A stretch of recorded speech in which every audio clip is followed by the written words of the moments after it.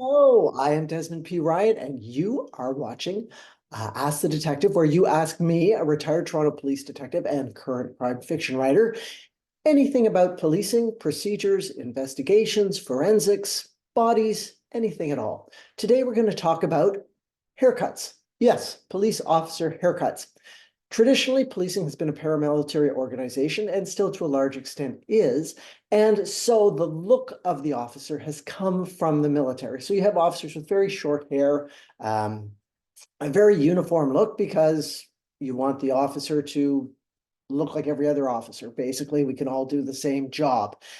When we're talking specifically about uniform officers. Now, the other thing is, in terms of facial hair, for example, for male officers, the idea is the beards could only be a certain length. That has lightened up a tremendous amount, I believe, over the last few years because styles have changed and all of that. But it was a safety issue.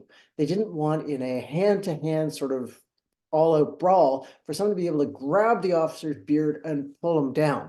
And this brings us into the requirements for female officers. They too have requirements. They can have a little bit longer hair. If it's a cut, it can be to, I believe, the bottom of the collar.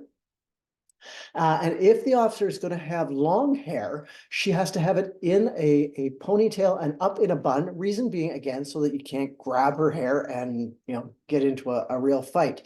Now, what I am noticing is that police officers, male police officers, now have longer hair.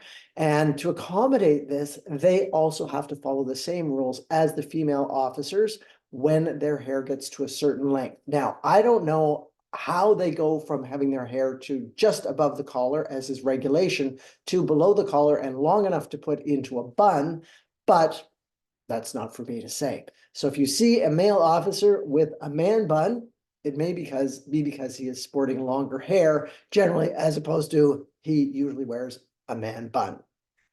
That's today's episode. If you have any questions or comments, of course, put them in down below. Be sure to subscribe and like this channel. That helps me a lot, and it makes sure you get things in a timely manner. And if you have any other questions, please send me an email at des@realdesmondryan.com. And until next time, for those of you who are writers, write on. And for those of you who are just curious and wonderful viewers, talk to you later.